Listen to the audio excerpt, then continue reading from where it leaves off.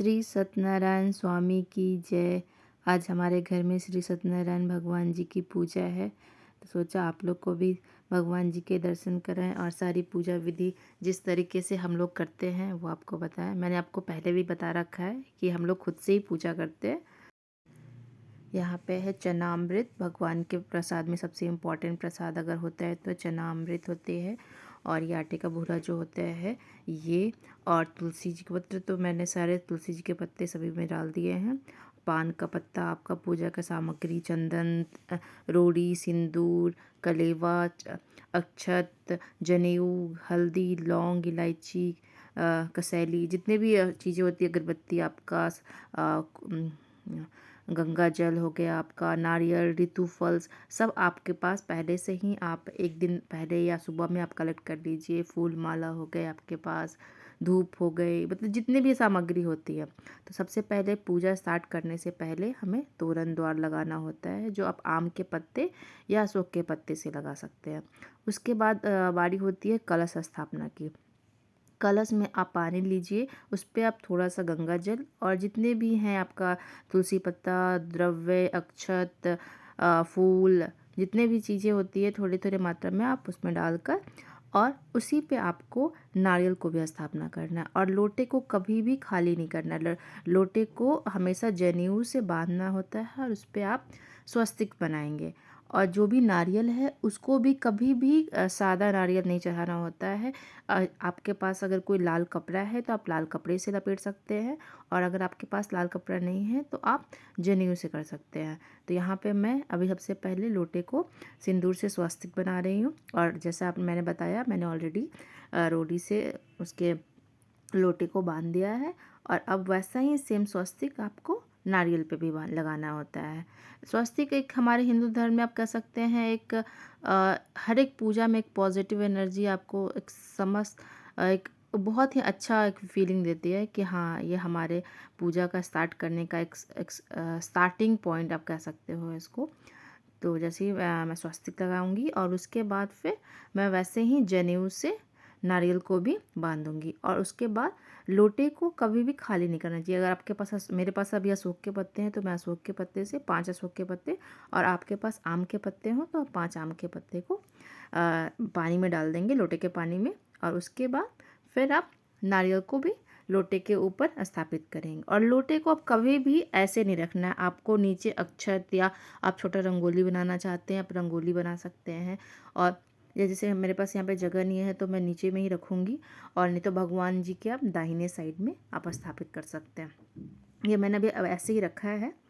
और उसके बाद फिर बारी आती है दीप प्रज्वलित की। तो दीप के लिए भी आपको कभी भी खाली नहीं रखना है। आप पहले वहाँ पे थोड़ा अक्षत रखिए, और उसके बाद आप वहाँ पे भगवान जी के पास दीप, एक अखंड ज्योति जिसको कहते हैं, आप वो स्थापित कीजिए। और कोई भी पूजा स्टार्ट होने से पहले सबसे पहले गणेश जी की स्थापना की जाती है। तो गणेश जी को आपका शैली में जो जनेऊ से बनाकर आप गणेश जी को स्थापित कर सकते हैं। तो सबसे पहले जो पूजा होती है वो गणेश जी की पूजा होती है। तो यहाँ पे मैं सबसे पहले गणेश जी को रोली लगाती हूँ, पूजा करती हूँ, फूल देती हूँ। और ये है नीचे जो कि कलश स्थापना के लिए मैंने आपको बताया कि यहाँ पे मैं स्वस्तिक बना रही हूँ, थोड़ा सा अक्षत और रोली के साथ। और उसके बाद फिर यहाँ पे आप ये देखिए, ये हो गया मेरा कलश स्थापना के लिए। तो यहाँ पे भगवान जी के जस्ट सामने ही मैं कलश स्थापना करती हूँ।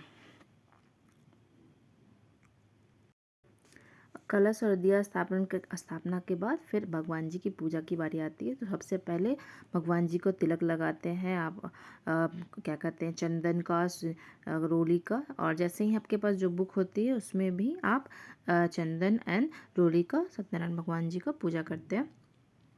और उसके बाद आप सबसे पहले जो होती है वस्त्र का और जनेऊ, ये 2 चीज़ें होती है। अगर आप कपड़े आप वस्त्र के रूप में करते हैं, या तो फिर आप जनेऊ के रूप में भी आप स्थापित कर सकते हैं।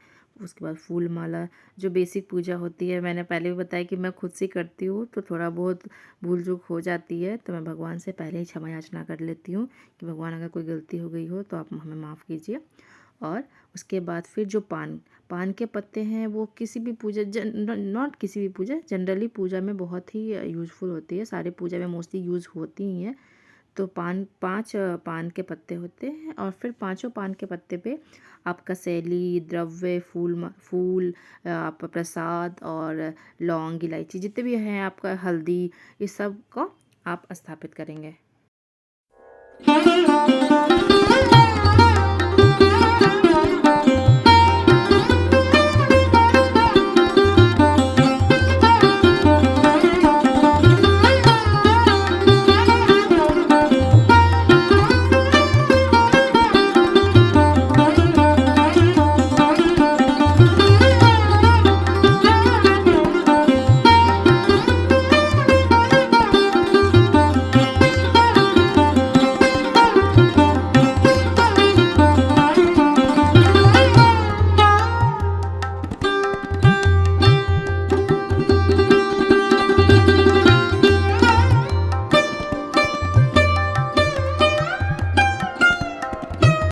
ये सारी चीज़ें मैंने भगवान जी को समर्पित कर दी है। अब बारी आती है सबसे प्रिय जो प्रसाद होती है भगवान जी की, चना अमृत और ये आटे की जो बुरा होती है वो मैं भगवान जी को अर्पित कर रही हूँ।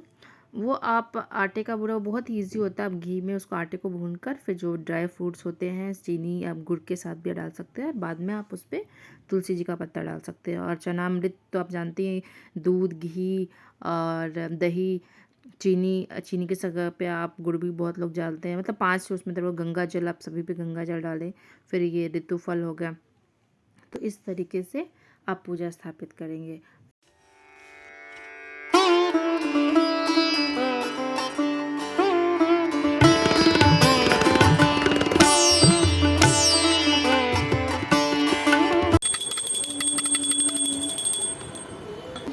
बोलिए सत्यनारायण भगवान की।